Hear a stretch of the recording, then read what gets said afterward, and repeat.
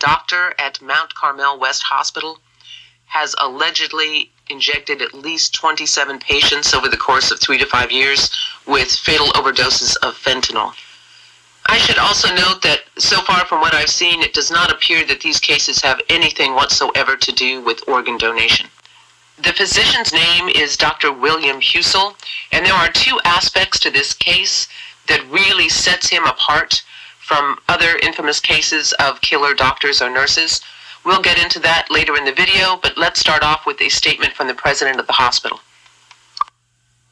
Hello, I'm Ed Lamb, President and CEO at Mount Carmel Health System.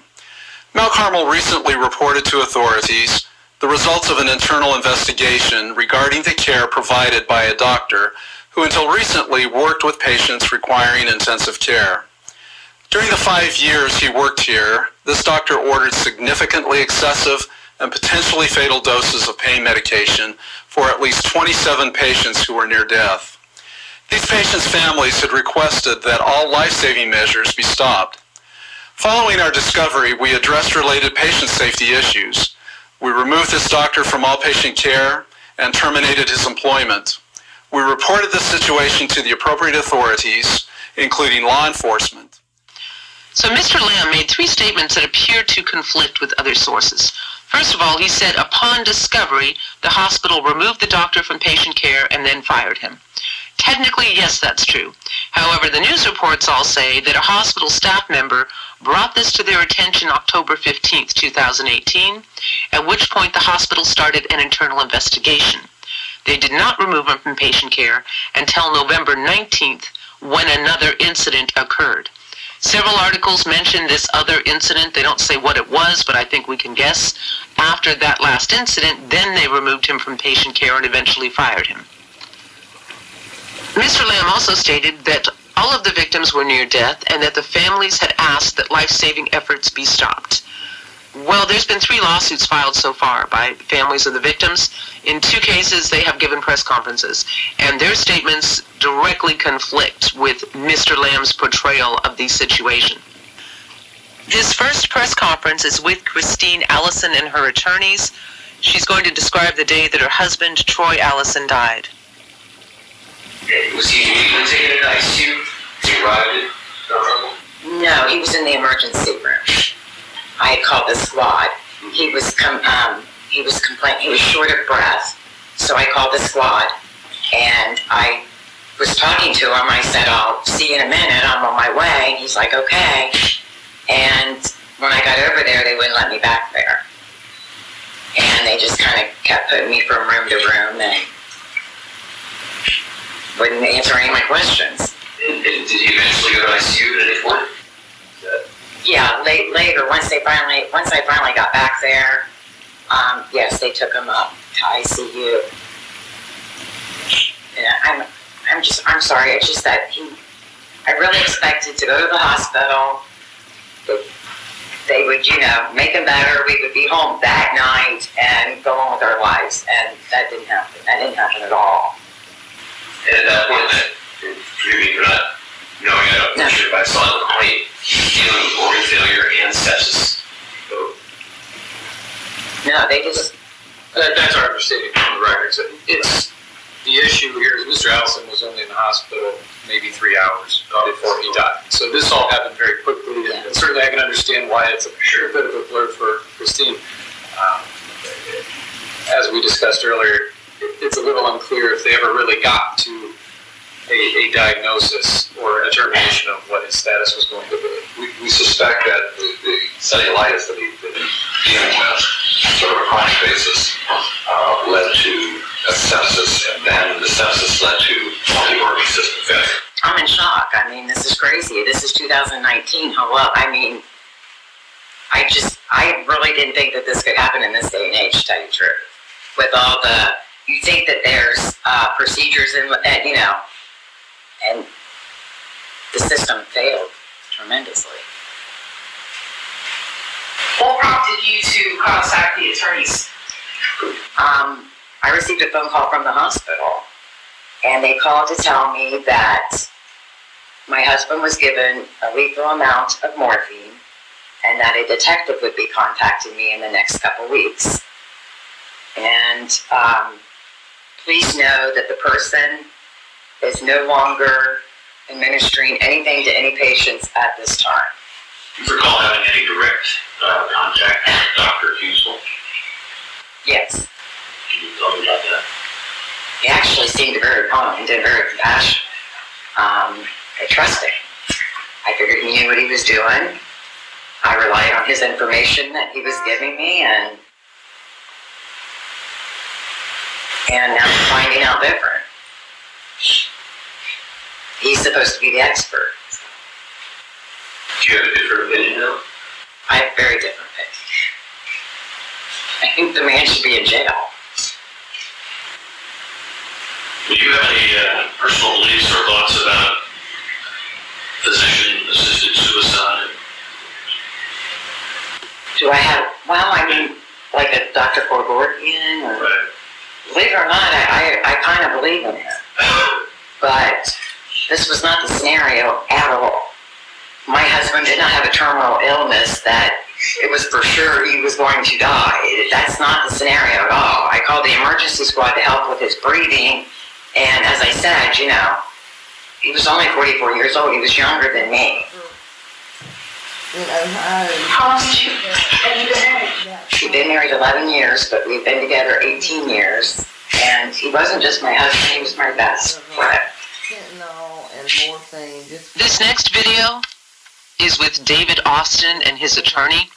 His wife, Bonnie Austin, 64, died at Mount Carmel West on September 30th, 2018, after Dr. Husel ordered a 600 microgram dose of fentanyl and a large dose of anti-anxiety medication Versed through her IV. We're watching TV. She's sitting in her chair and she started having trouble breathing. She said, call 911. And I guess she went into cardiac arrest out there in the thing. They done CPR. They were doing CPR on her. We got to the hospital and done the machine there and got her. Had to shock her 2 or 3 times, but they finally got her to where she could be on her own, but with help of the machine. But she could be on her own. So everything seemed to be okay, you know. But they want to take her up to ICU, which she'd been there before. So I thought everything will be okay.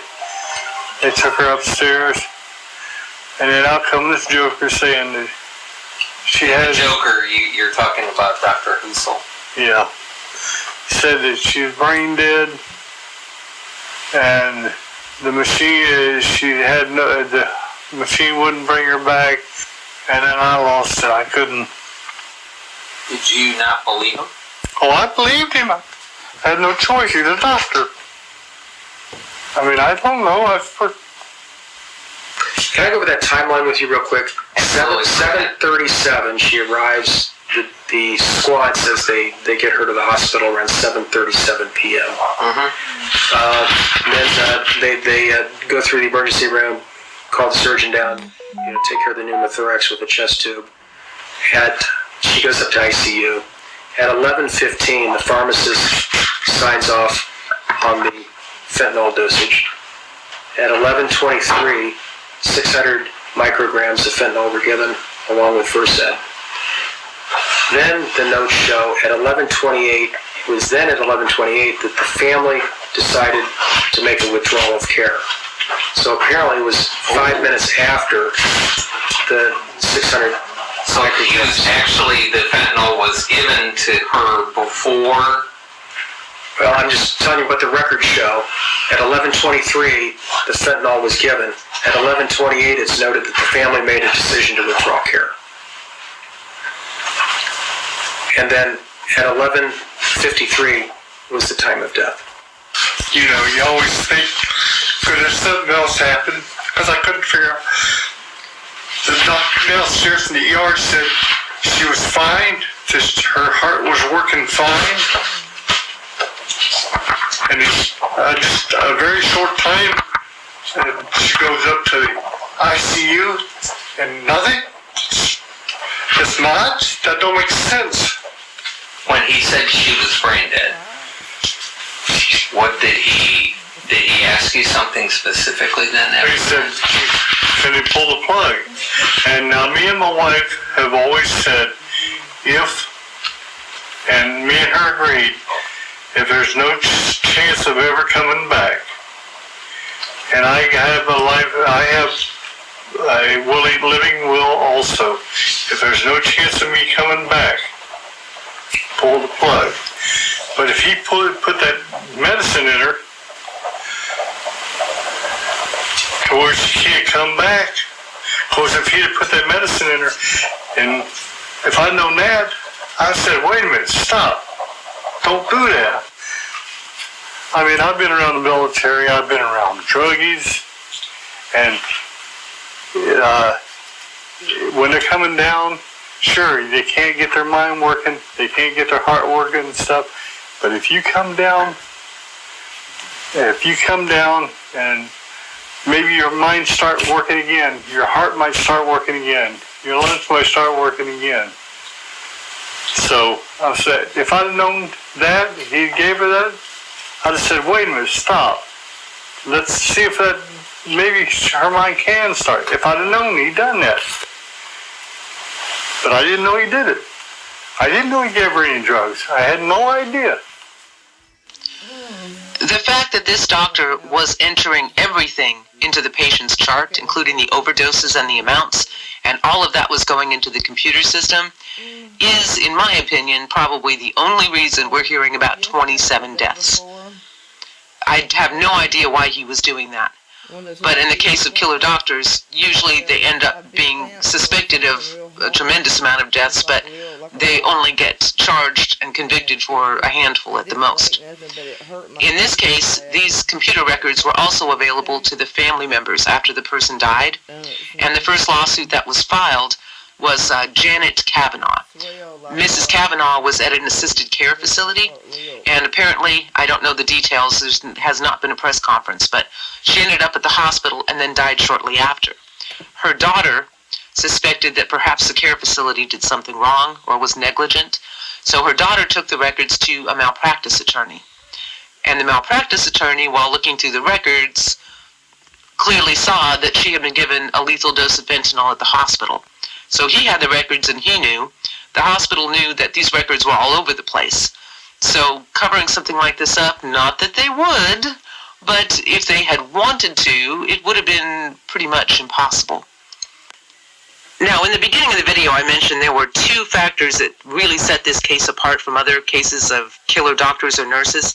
First, obviously, being that he entered everything into the medical records. The second is that typically these individuals covertly administer drugs to the patients when no one's looking.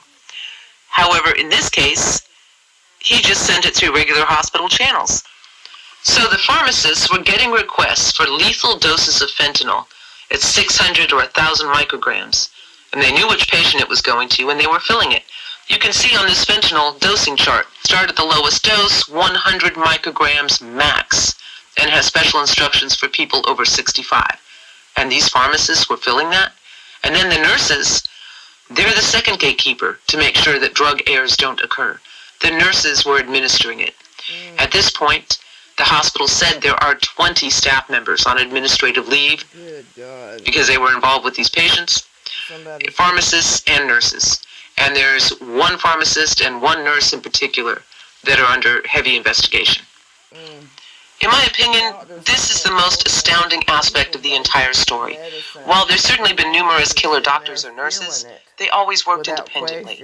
They didn't want anyone to know what they were doing, because obviously they did not want to be charged with murder. But in this case, it looks like numerous people knew, and a number of them were, to some degree, directly participating in this. Now, I would have to suspect there probably were alerts made to the administration by nurses or other staff that thought something was off here, and they were probably ignored, okay? That's my personal opinion. However, the fact that people were knowingly participating in this, even if they have no moral compass whatsoever, they know this is in the hospital record. They know family members can access these records. What were they thinking? I mean, was the environment so out of touch with reality that they thought they could get away with this forever? Maybe they've been doing it for years and they've never had a problem, so they really did believe that it wasn't a problem and they could keep killing patients and it would never be questioned and there would never be an investigation. I don't know. And the hospital administration should have realized that this was a possibility because it had happened before in Ohio. One of the most infamous medical serial killers operated out of an Ohio hospital for several years. Michael Swango, he killed numerous patients at Ohio State University Medical Center, and when this was happening, nurses did report it to the administration, who told the nurses that they were just being paranoid. Well, at a certain point, the hospital really did investigate. They realized that, yes, he likely is killing patients, but instead of reporting it, they decided to simply fire him, and they used the excuse that they couldn't prove that he killed these people, so they didn't have it investigated by the authorities.